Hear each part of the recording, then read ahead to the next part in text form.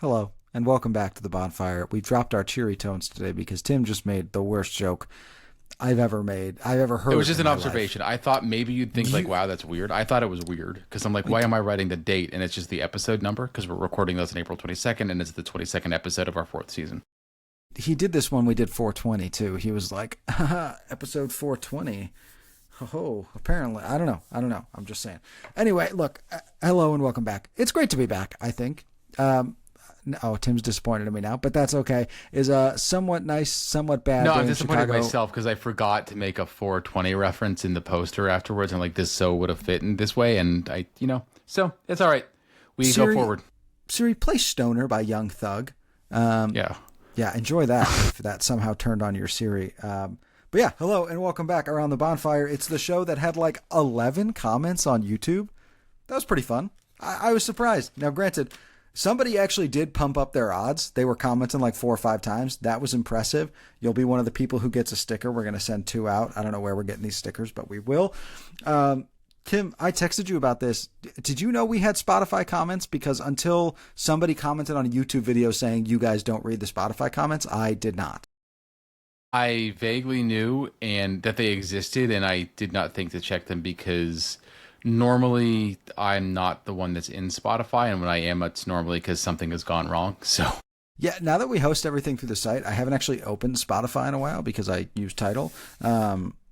But yeah, so we'll be sure to check Spotify, and then I'll just keep an eye on Apple in case they randomly start allowing comments. But let's talk about what's at hand. That being Chicago Fire taking on Sporting Kansas City. We don't really have much in the way of news for this week. No real breaking stories of interest, at least, unless you're a really big Arsenal fan, in which case probably a tough week for you, I would say.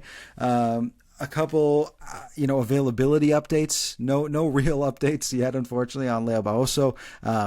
I would expect, as we'll talk about, maybe with the level of competition, we don't expect to see him Saturday, but TBD on Leo. Jonathan Bamba, not in training early in the week. I would expect him to be out Saturday. Tim, anything you can share on either guy? I mean, no, I haven't been to training yet. I'm going tomorrow as of the date of recording, but where we'll hopefully get some updates. It wouldn't surprise me if Bamba gets back and is ready and all of that he would be available to play. But that has, I mean, again, no inside information on what's going on with his personal situation. I mean, if he's not going to be playing, I think that's the extent to which any of us really should care about it, other than, possibly wishing him, wishing him well regardless, but like wishing him well if it's a difficult time and, wishing him happiness if it's a good time. So Yeah, exactly. No real details there yet. I'm sure we'll find out eventually. In the meantime, look, let's talk about why I think maybe I don't expect Jonathan Bamba to be back. That being Chicago Fire taking on Sporting Kansas City, currently the sole occupant of the spoon slot in MLS, the wooden spoon. Of course, they are currently sitting 15th in the West. Oh, they are. Well, I guess with the results tonight, I suppose that could change. Is that what you were going to say, Tim? no, because I believe that they would still be the sole spot no Right, matter because what, they're not right? playing tonight. Correct. This is So the kind no of one's going to get breaking negative coverage you points get. unless they introduce points deductions. Um, You I never just know. have to say, like, Miami finally gets caught. kudos to CF Montreal for somehow having 3 teams below them in the table. Look, you win 4-1 That against is, everybody's favorite team, New York Red Bull, and you get some positives out of it. I don't know. Look, yeah. Fair enough. so Um, as stated, a bit of a disaster start for old friend Rafa Wicky and Sporting Kansas City. Currently sitting 1-1-6. That's 15th in the West, 30th in MLS, as we alluded to before. 7 goals, 20 goals against. They've lost 5 straight and 6 of their last 7. Their lone win this year coming over LA Galaxy, oddly enough, and just in terms of, I guess, the way MLS works. Fire kind of sitting opposite end of the table, 4th in the East at 4-2-2. the Galaxy are 11th in the West. Like they without Ricky Puig, Push, they don't really have a ton that they can do and all that. So they're not the Galaxy that won MLS Cup a couple of years ago. True. I guess I still think of them that way sometimes. Look, better than the Galaxy they're we saw a good last year, though chance it's to a make low it bar. to the postseason. Yeah, I mean they've got a good chance of making the postseason, and I think it's fair to say SKC do not unless something radical changes. You think so? No. Let's dive right into it. Like mentioned before, this Fire team coming in, despite the draw, red hot, only one lost in their last 7 matches in all competitions. They were winners of 4 straight going into the game against FC Cincinnati, and despite only coming away with a point, it was a promising performance, particularly from the Belgian Hugo Kuipers adding his brace, along with the penalty conversion from Philip Zinkernagel. Tim, look. We talked, actually, we had an opportunity preseason to chat with Drew Vanderplug of Home and Away podcast. They cover Sporting Kansas City. You can find them on Blue Sky as well under the same name, if I'm remembering correctly. A bit of a... Yeah, it's I believe Drew V, and it's, is it Home and Away, the handle? I thought that was my recollection of it. We'll find it and put it in the description so that you guys can have it. Drew, one of the other wonderful people covering MLS in a local capacity. So shout out to him. If you want to learn a little bit more about what's going on in Sporting Kansas City, he also had an article out on Backheel this week that kind of breaks down the club's longer term fall from grace in terms of going from one of the best organizations in MLS to one of the worst. Tim, if you want to give us that at a high level, I think you probably have it better than I do. Yeah, it's a very good read for those that haven't read it and subscribe to Backheel because of their coverage like this and all the other coverage they do. It's hard to believe now if you're coming into the league, but like SKC used to be the model franchise in a lot of ways. They were doing the things, like they were one of the first teams around the time that Greg Berhalter in Columbus was moving away from what had been MLS's like the only way that you coached, which was like be athletic, win in transition, hoof it long, like try to kill them on counters, like fling in, like get it in the mixer, boys, like that sort of play, to actual position-based, like possessional play that was a lot more fun to watch. SKC were following that. They were the first team to really hire multiple analysts. They spent a ton of money in facilities at a time when like it was lucky to have anything really in MLS, and Drew gets into all of that, and then it all just sort of fell away. It was a sad story of decay. It isn't entirely clear how much of that was because they had the same person in charge for all of that with Peter Vermees, and how much of it was maybe Peter Vermees not having the same ring with ownership, or ownership not having the resources to compete as MLS got a lot richer. New ownership coming in, so it does kind of end on a positive note. But, like, I don't know, man. Like, I'm starting to work on my preview for this one, and it's like, look, SKC knew it was going to be, like, all the fans knew it was going to be a rebuilding year. This doesn't feel like rebuilding. This feels like the demolition kind of happened, and then everyone at the work site just, like, left, and nothing's really happened since. Yeah, look, Peter Maluk, I believe, took control in January, if I'm remembering correctly. It acquired around 80% of the club. Actually, a fairly high valuation for a team in Kansas City. No disrespect to Kansas City. But actually, you know what? A little bit of disrespect to Kansas City. You're the adversary right now. We talked about it with Drew of, it seemed in some of his incoming interviews that it was going to be kind of a, let's make sure we have the structure in place. And then next year is really when you'll see a massive influx of cash, of players, of moves, whatever it is. And we were uncertain if that was going to be the case. It certainly seems like it is at this point. We made a lot of jokes about Sporting Kansas City early in the year of not having enough players to fill out a roster. Wicky got here like February 17th or something crazy like that. I'm exaggerating, but it was not long before the season actually kicked off. And now you're looking at a guy in Justin Reynolds, who we can talk a little bit about here, obviously scored a very important goal for the Fire last year, was at times the 4th or 5th choice at his natural position, and is now starting in Kansas City. Right? It's not nothing. It's a narrow roster. Like, look, Justin Reynolds, I think, has more upside than what... Agreed. For what SKC had traded to get him there, and for what his cap hit is in KC, like, he has more upside than pretty much any other option you'd have at that position. But I think part of it was he just was a body, and they were looking for bodies. And obviously, if you can find a body with upside, I think that the thing that was surprising, David Lee was hired before the ownership change. Now, the ownership change apparently, if we listening to Drew, was a long planned thing. Like that he was a minority owner for a very long time, and there was some kind of an agreement that like he would be taking over more of the club at some point in the future, and then this was the time.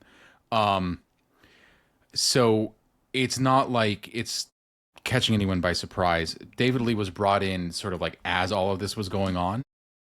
So I don't know how much he knew about that happening. He probably knew a little, but not much more than a little.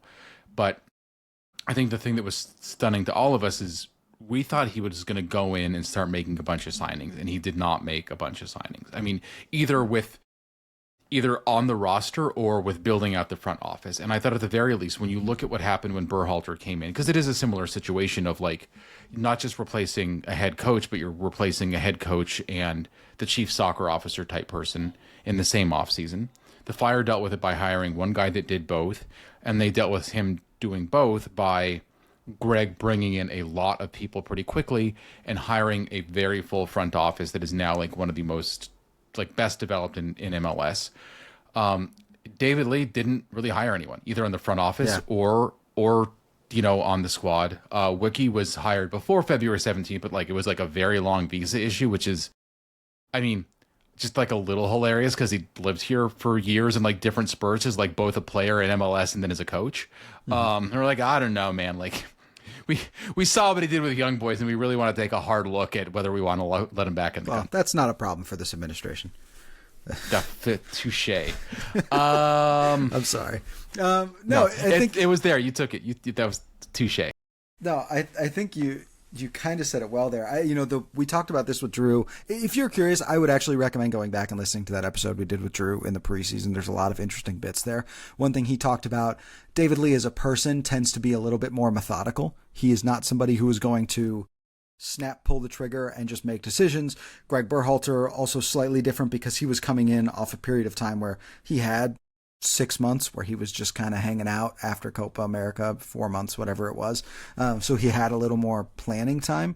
The other interesting thing we talked about, David Lee coming from NYCFC, I think sometimes we forget is Citigroup, right? So the amount, how realistically, you're working for Citigroup. How likely are you to jump ship and go work at Sporting Kansas City, where there's no upward mobility except maybe somewhere else in MLS, versus Citigroup, you do well, maybe you jump somewhere else. And I don't know, I don't know the inner workings of how that all goes, how feasible that is, but I do think it's interesting to your point of not a lot of front office movement for Sporting Kansas City, and I have to think that played a slight reason why, perhaps. So, look, I mean, you said that like Berhalter had some time to chill. He was not in the Fire's job. Like there was some agreement about it, but like that you didn't start seeing movement in earnest. Now, like he had obviously been talking to people. Sorry, let me just clarify. I'm just saying, like he said, he knew I have something coming next. Let me plan as much as I can for whatever that is. But right. He didn't know what it was, right? Like you don't know that you're going to need a scouting director to scout. Like if it's because he had some offers in Europe that were serious, like far in the discussions.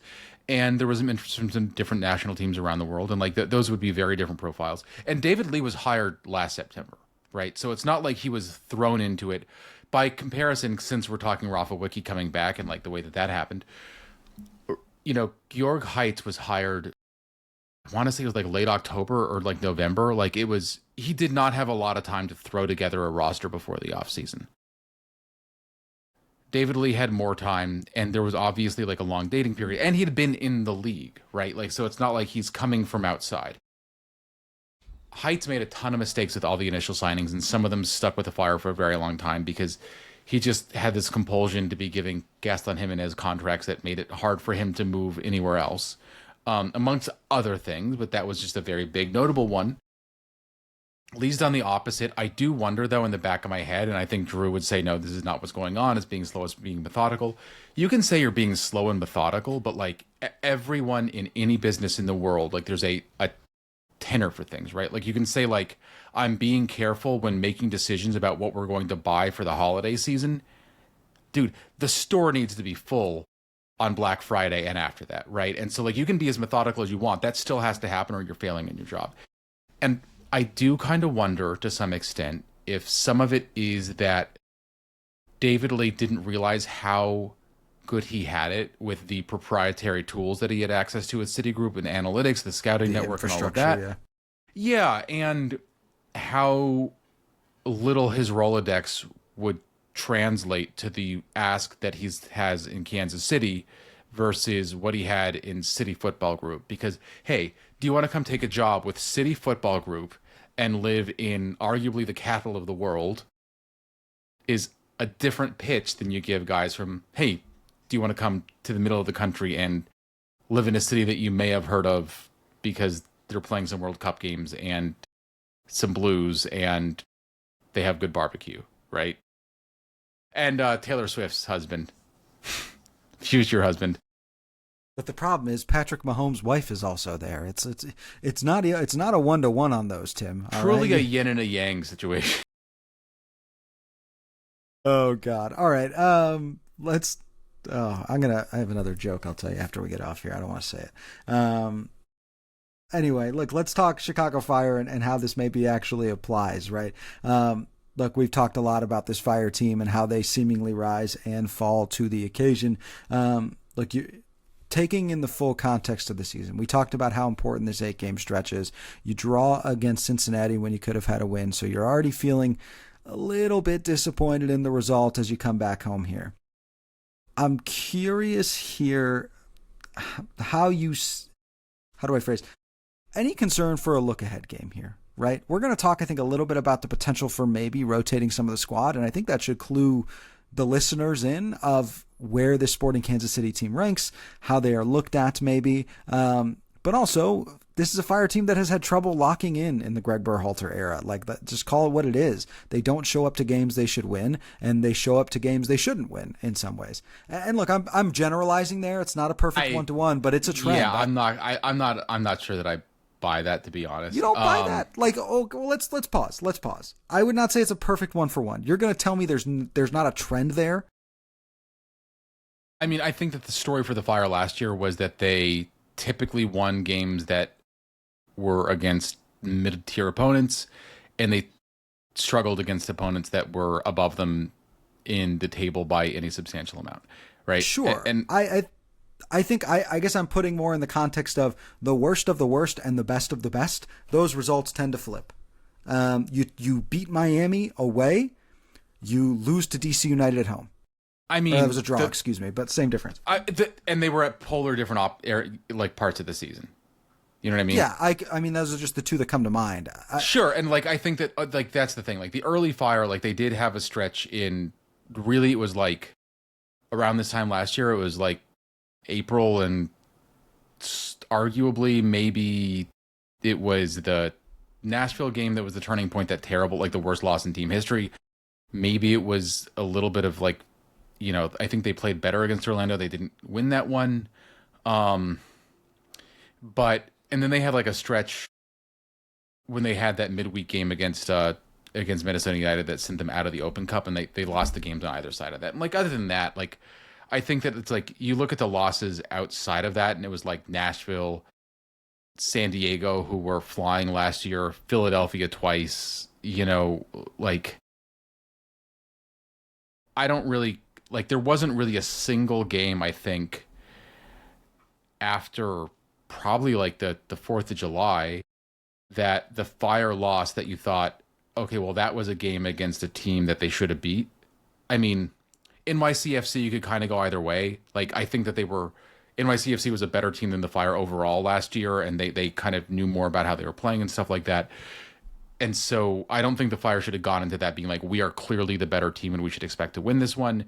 I think that if they had played 5 games together, the Fire would have won a couple, or like there would have been, you know what I mean? Like it would have been a not entirely uneven series. Yeah. Okay. Well, let me just maybe rephrase a little bit then. Let's say this is a Fire team that at times has struggled to lock into games. Is that fair? We've many times where they've shown up flat and been outplayed, both by teams they should have beaten and shouldn't have beaten. Is that maybe I think more that, fair? Like, look, the Fire have scored first in every game this season except the game where nobody scored, right? They've never conceded first. They've never been down early. And there's an argument that if you are scoring first, you should not expect to win every game, but you should come close to winning every game, and yet the Fire's 2 losses and a draw have come from what were winning positions, and often winning positions late in the game. So I think that's fair. And that's what to your point of like, are you taking your foot off the pedal at the wrong moment? Yeah, and I guess the question is, do we have any concern coming into this game that the Fire could fall back into that old trend, right? Whether it is from jump, whether it's from the second half kickoff, whether it's in the last 20 minutes of the game and you didn't give yourself enough of a cushion in the first 70. I mean, look, yeah, I think that last year, I mean, the Fire early on, they were figuring out who they were. Everyone was figuring out who the Fire were. Later in the year, I think they found some consistency with the results, and it was not all positive because they did struggle against teams that were like top of the East. The one exception being that big win against Miami. And I mean, I don't know, like, I guess Charlotte, but like I haven't rated the way that they play in their roster build and stuff like that, and I still don't. So I don't really count that. This is not a believing in Charlotte podcast. No, it is not. I mean, Sermenti seems like an awesome dude, but other than that, he's a great mascot. A fantastic mascot. And you know what I will say? Top in 90. Great logo. Great logo. Yeah. All fair. So look, but like that in a box, right? Like this year, though, the Fire are a team that have expectations on them. And the question is, do you live up to those expectations, which would include showing up every single time in games like this? Like that is how teams win the Supporter Shield. It's the ones that win every single game that it feels like they should win. That's how Philadelphia did it. It wasn't because they were like stringing together amazing results. They lost or had draws against some opponents that were good but not great all the time. And you know, so the Fire need to start meeting those expectations, because if they don't, then those expectations change. And that's a different place than where the Fire were in 2025, where like there really weren't the same expectations on the team. Yeah, well put. You know, I do look back at that Houston game, and it does kind of cause a little bit of and DC as well. I think DC may be better than we thought initially. Houston has looked worse since that opening weekend. I mean, yeah, I'm not ready to give DC too much credit right now. No, but I thought they would be 14th in the East, and maybe they're 12th or 11th in the East. You know what I mean? Like, it's still better than I expected. Yeah. Look, okay, so let's. I feel like we're talking in circles here. Let's kind of move on to a different thought. The Fire should expect to win this game, and I think that's the big takeaway, yeah. right? Like, and like finish thought. If they don't, like, everyone should be disappointed. The fans should be disappointed. The players should be very disappointed. I mean, like, barring something insane happening in the game where you're just like, well, that's just, you know, whatever. I can't believe that meteor struck, you know, those 2 players down, and the ref didn't call the game. Something like that happening, but like, well, other than something didn't hit him in the head, happening, so it wasn't a free sub, Tim. Right, exactly. The ref didn't have to blow the whistle. He didn't blow the whistle. What do you want? He has control. The ref is part of the pitch. So the fact that he like barreled those, barreled over, like just like had a bear hug against like tackled Hugo Kuipers as he was going in on net is. Hugo should have done more to avoid him. Yeah, you're going to give Mauricio Pineda PTSD. Be careful. Look, the other thought I kind of had, you know, riffing off that, right, of the Fire should expect to win this game. You get Cincinnati at home next weekend. I think dropping those 2 points maybe makes that game feel a little more urgent than it would have had you held on to the win. Do you see any rotation in the squad here, right? I think there's one name that we would both point at, and so I want to start with some of the cursory ones, if that's okay, just because I think we'll get through them quickly. I'm looking at both fullback spots. I think if Leo Barroso, especially if it's soft tissue, I don't want to see him play this weekend. I don't think he's going to be. I don't think he's close to being available. I would be stunned if he was. Yeah, and on that note, I'm curious your thoughts on this, because we've leaned very heavily one way. Who would you start? Are you still starting Jonathan Dean, or do you maybe give Dylan Borso some shine? I think Dylan Borso has done everything you can ask of him in the chance that he's had, and I think that means you need to give him another chance. I don't think that's what Greg is thinking now, for better or for worse, and maybe that's wrong. He's surprised me before. I'm like, oh, he's not going to start this guy. He hasn't trusted this guy before, and then it's like he sees something in training or something. They have a discussion internally with the coaching staff or whatever, and then it flips, and you see guys come out and be given opportunities like that. That happened with Orahel last year, right? Where it's like, oh, well, you know, Orahel was only playing because there was nobody, like literally the team just needed bodies, and he was a body sign that plays in the midfield. And then it was oh, he's still playing. And so like you got to give him credit for that. And like Orahel was a guy that, Greg had known, not from, he was never called to a senior camp, but like had seen reports on it, been in the youth team, like all that Played stuff. a lot of youth national team minutes. Yeah, and like Greg has been around that and aware of it, right? Like that was one of his big things, is that it needed to be an integrated pathway. Now he's had Borso for, around his, like, not quite as long in terms of time, but like a lot more time in terms of like hands-on experience. I don't know. So I hope that Borso gets the opportunity. Nothing against Dean. It's just he has. I think that it's more likely that what you'll see is what we saw when Borso's first minutes came on, which was as a sub. Hopefully not in the same context because of an injury. Yeah, look, I agree generally. I think Jonathan Dean will start just knowing who Greg is as a person, right? I think the real interesting thing is if Leo Barroso isn't close, if he's not going to be back even next weekend, I think you could see Dylan Borso start so that Jonathan Dean is fresh for the Open Cup.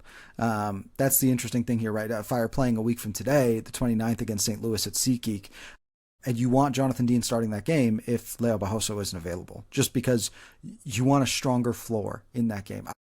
Look, and I'm using my own judgments on that. I think this organization wants a trophy, and I think they know that's their best chance, and so I think they'll prioritize it in small ways like that. I mean, that's a fair perspective. Here's the other one that I think you could take is that, Gutman missed some time, and then like last year he was an Ironman and he played like 20,000 minutes. He missed some time this year. The Fire obviously lose a lot when you don't have him in the lineup. Mm-hmm. Do you think about saving his legs, knowing that you're going to want him 3 times this week?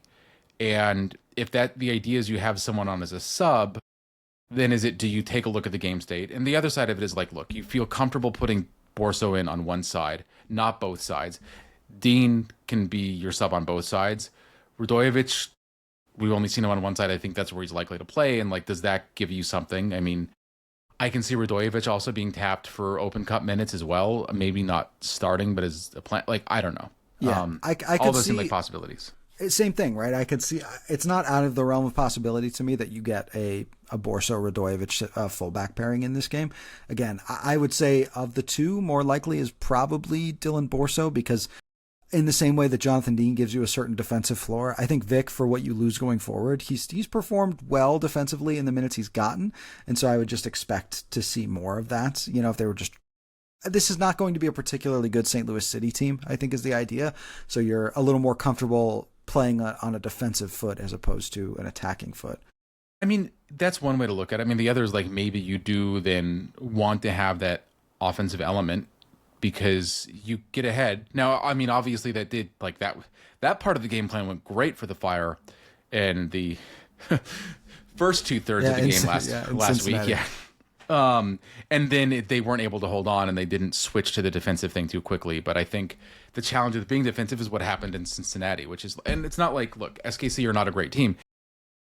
It's still MLS. Like, it's not like it's still Dejan Jovic, right? Right. Like there's guys that have individual quality and any team can get caught out. And like, as we saw, this team is not 1,000% immune from conceding dumb penalties sometimes. Yeah. And look, on that note, let's talk about, well, not a dumb penalty, but a dumb goal scored for the opposition. I think, the big question, the one I alluded to before, was Jay Davila, right? Not his best performance. We saw the frustration coming off a few weeks ago when seemingly very unhappy with Greg Berhalter for subbing him off. And, well, to an extent, I'm sure you love that competitive fire. It does.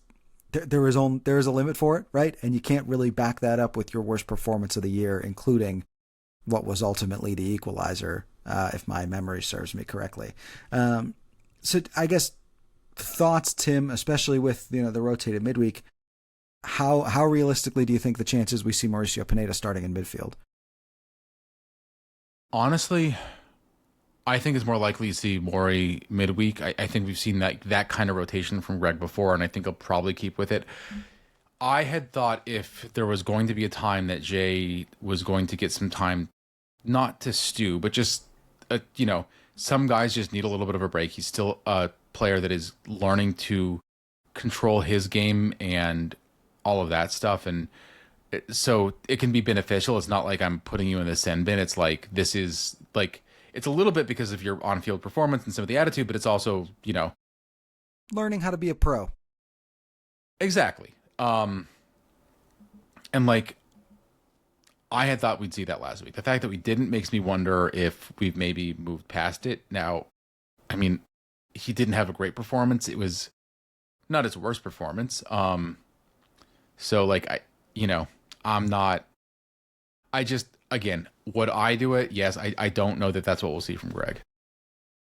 Yeah. No, well put. I almost wonder if with the midweek and with the team that SKC is, if you just say, let's raise the floor in this game, because I think, for everything Jay Davila offers you, I do think Mauricio Pineda has a higher floor, right? Just in terms of, what you're going to get from him for 90 minutes plus however long stoppage time is. And I think there's a tremendous benefit to that. But and we haven't seen as much of Maury this year as we had at this point last year. And at this point last year, yeah. Yeah.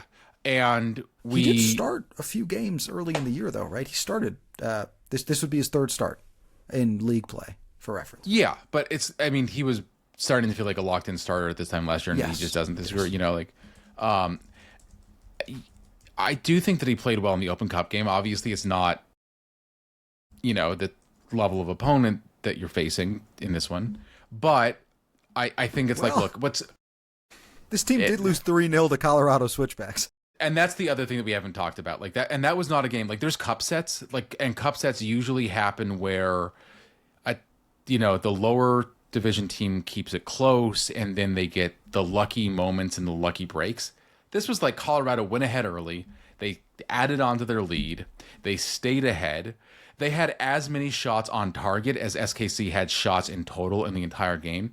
And Jovic started in that game and went 90 for SKC. Like, it was not a cup set. It was like it would have been an upset by the end of that game if SKC had managed to make it, to even just take it to extra time. So look, I think in the minutes, in the opportunity that, like, why give an opportunity if you then go on and say it doesn't count for anything, right? I think Maury played well in the minutes he was given in the Open Cup. I think that we saw the kinds of stuff that he can do moving the ball forward, which was not something that I think people have given him enough credit for. So maybe this is like, you have to reward guys for stuff like that. I mean, maybe, I could make the same argument with Borso. I'm hoping that this is the way that a lot of this shakes out, though, is close to not necessarily, I mean, there's going to be variation in the 11 every week. Not every week, but like week to week. But it's a strong 11 early, and then planned subs earlier than we've seen so far. But also, Greg doesn't seem to like subs early a lot. So yeah, Greg doesn't seem to want to make subs ever, and when he does, it's in the 85th minute. Like, that's kind of the question, right? Because look, it's weird to kind of put this in context of you have a midweek game coming up, but you do, right? And St. Louis City is a better side than Sporting Kansas City right now. Marcel Hartel is probably the best player between both teams in terms of Sporting Kansas City and St. Louis City, and just in terms of guys you could worry about breaking the game out. So yeah, look, it's a tough one to balance, and I think that kind of brings us to what I thought was maybe the key question here, because we've, you made the allusion earlier, Tim, or the comparison, I should say, between where these are two teams on opposite trajectories. Sporting Kansas City, well, now seemingly hitting as close to rock bottom as you can. The Fire ascending from what felt like rock bottom.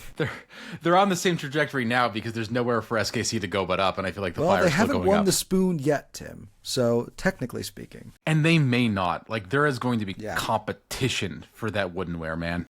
That wood, okay, woodenware. You call it plasticware too, huh? It's how you know Tim's spoon. A millennial. I know, but who calls it woodenware? Well, it's because you can't call it hardware. Well, it is hard. So, okay, but anyway, the main question I was trying to get to here. I guess, what do you need to see from the Fire for this to feel like a win, right? Because I think we both agree, 1-0, that feels really shaky late in the game. Maybe you get a cheap goal. Like, that's not really going to feel like a win here. It's going to be yeah, it was a win, but I don't necessarily love how we got out of that. What do you need to see for this to feel like that? So The Fire had two 1-0 wins, one of which I feel like didn't feel shaky by the end, one of which did feel a little shaky at the end. Ironically, the one where it did feel shaky at the end was against Atlanta, which is a much worse opponent. And that gets to what we're talking about all of here. I thought the play against Nashville was confident for the full 90 minutes, and that's what you want to see. I think that probably means a multi-goal win.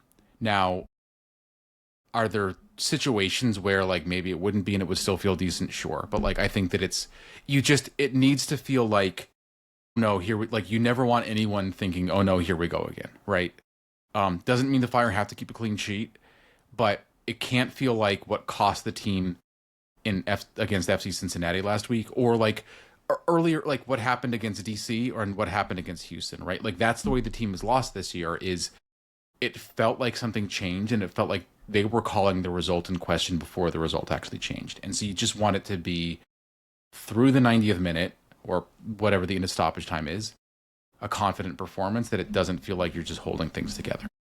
Yeah, and I think that's ultimately where I landed as well. That my main takeaway was you just want to be locked in for 90 minutes.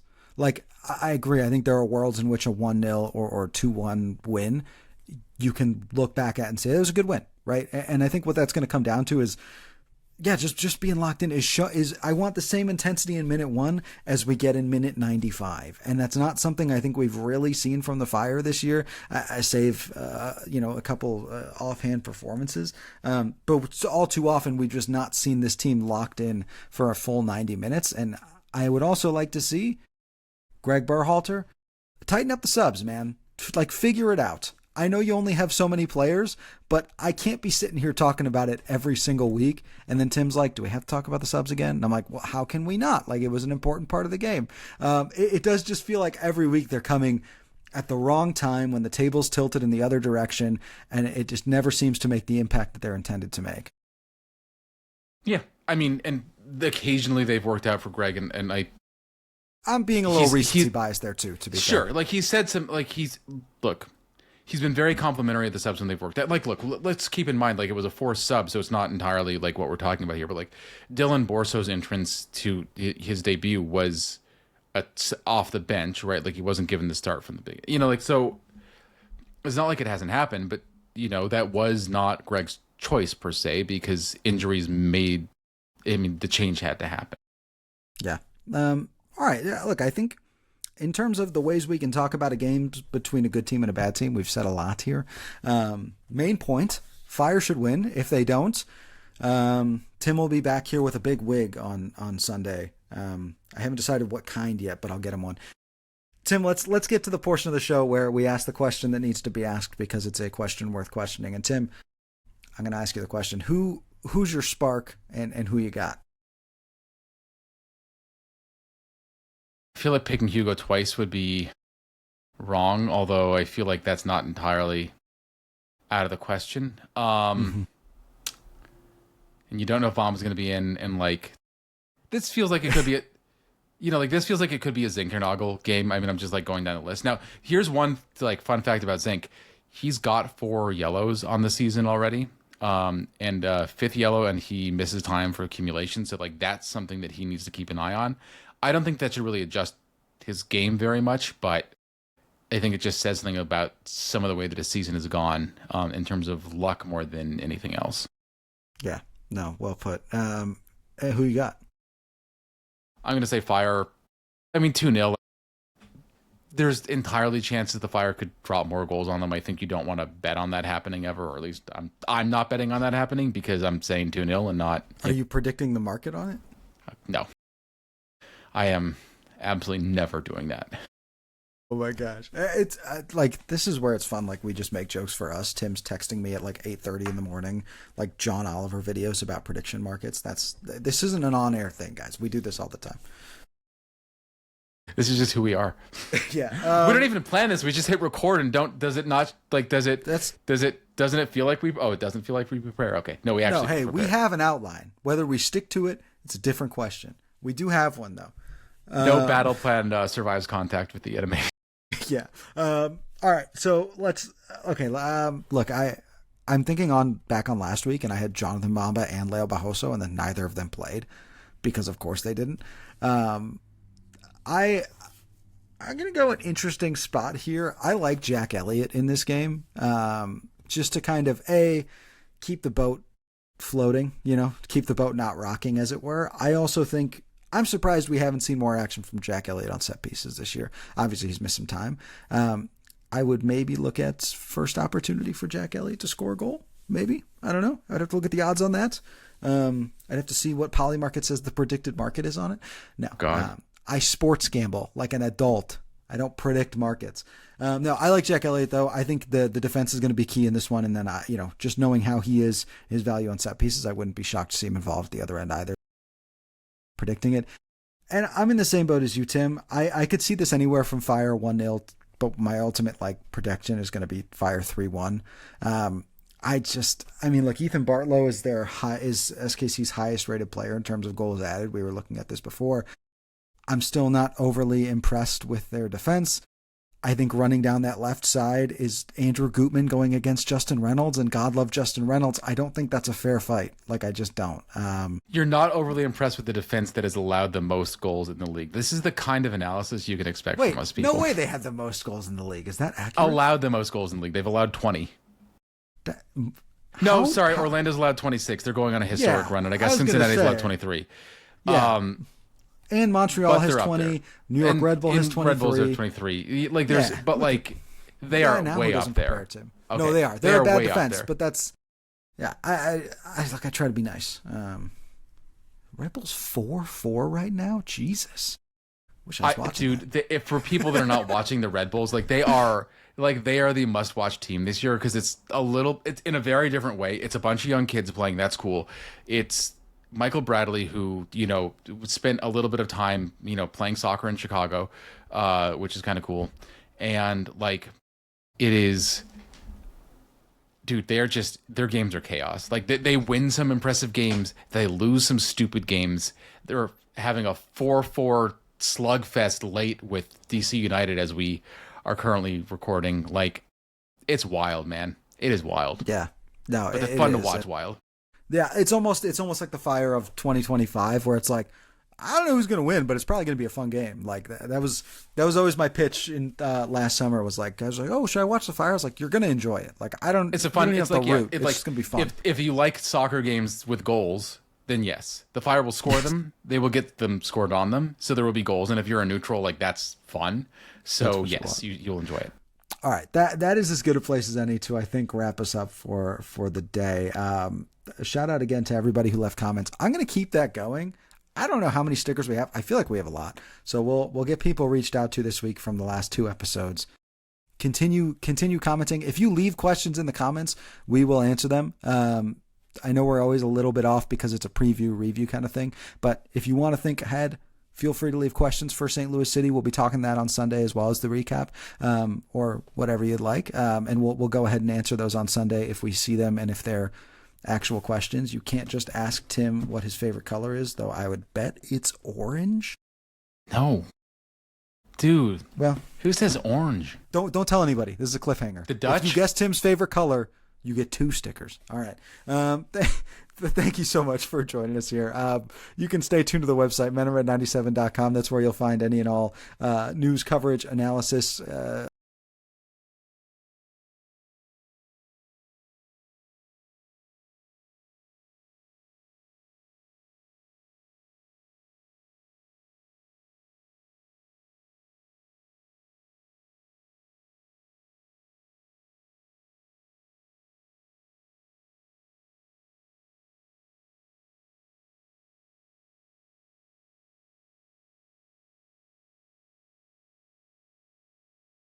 the reach of the podcast, as it were.